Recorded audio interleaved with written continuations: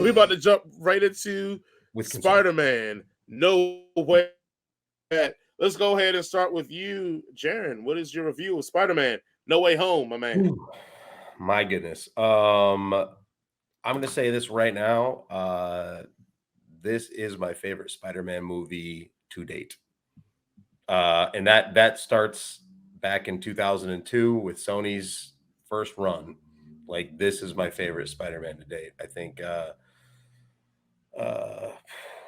thought it was well shot. I thought the impact points for the character, the growth points were huge. The implications. I mean, I know that's a big thing that you like and you don't like with the MCU these days, but I think that the ripples effect that this movie is going to create is going to be big. And I'm excited to see how all that plays out. And honestly, I think Tom Holland did just an amazing job as that's great. Yeah, he's fucking goat, man. He's great.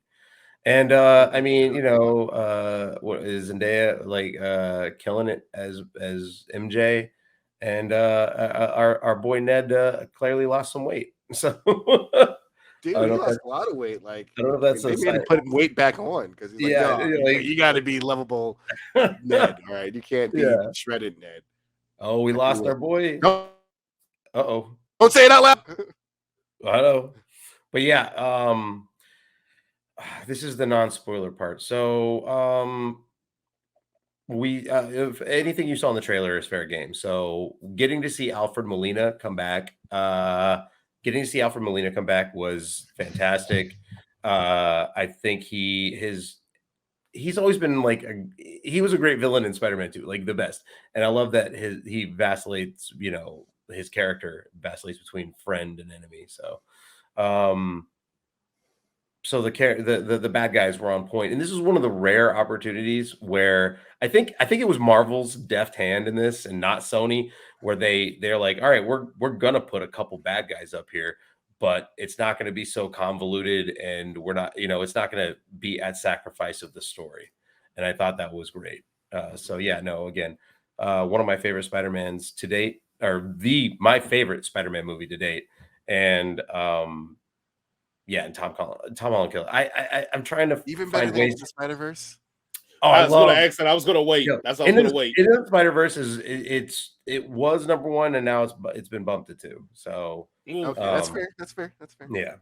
Is it fair though? Is it fair? I don't think it's fair, but that's fine. He's entitled to his opinion. Okay, it's his. He can have it. Sorry, I'm open-minded. Change my mind. I mean, I might have been missing something, but yeah, no. Well, you're missing a lot of shit, Jared. Here's what's going on. No. Jared, you got any more? We want to move on to Jason. Well, it's non-spoiler, so now we're gonna go to Jason, I think, right? Yep. Right. Sure. Okay.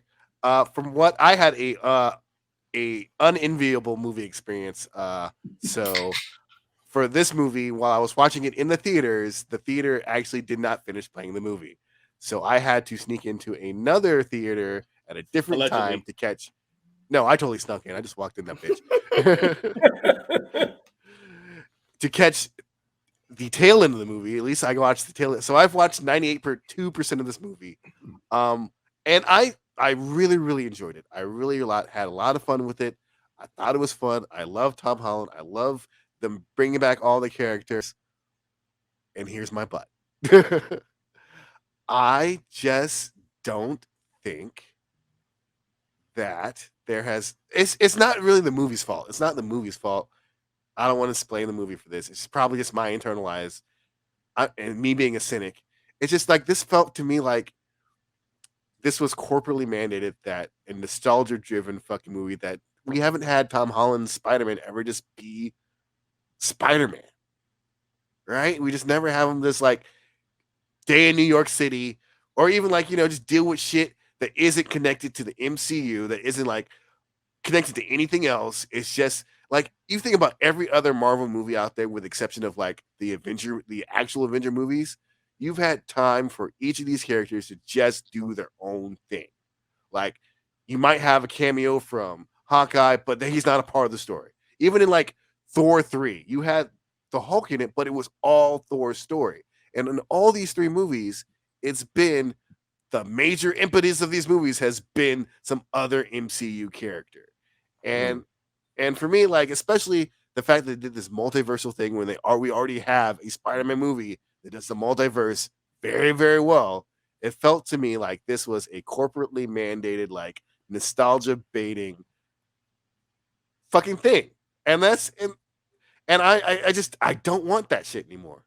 I just don't. I'm like, great that we brought in all that. It was nice. I loved it that they brought in. I loved it. I loved it. But it's like, sorry if that was a spoiler for people.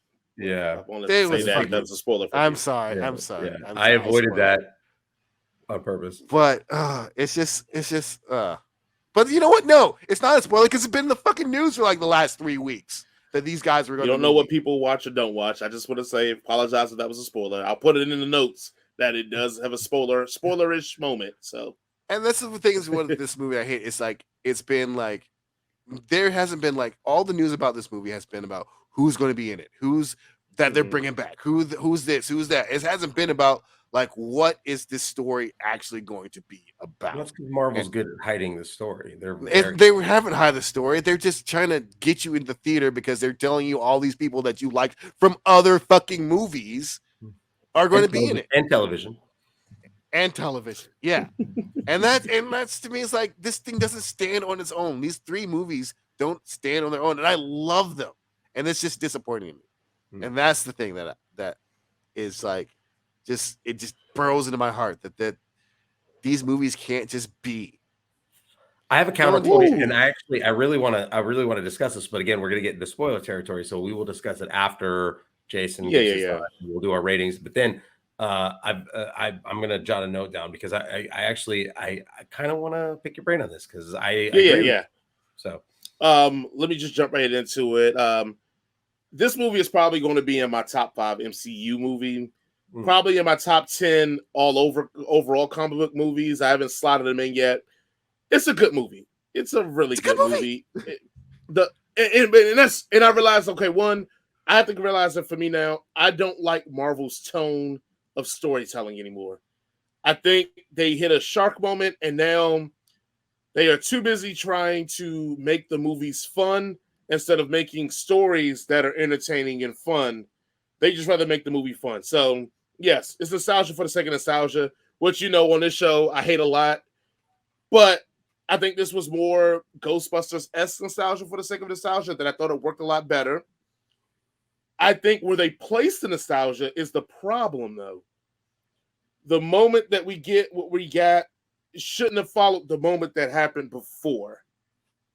So the moment that happens before that doesn't breathe well enough. And then we get into the goofiness.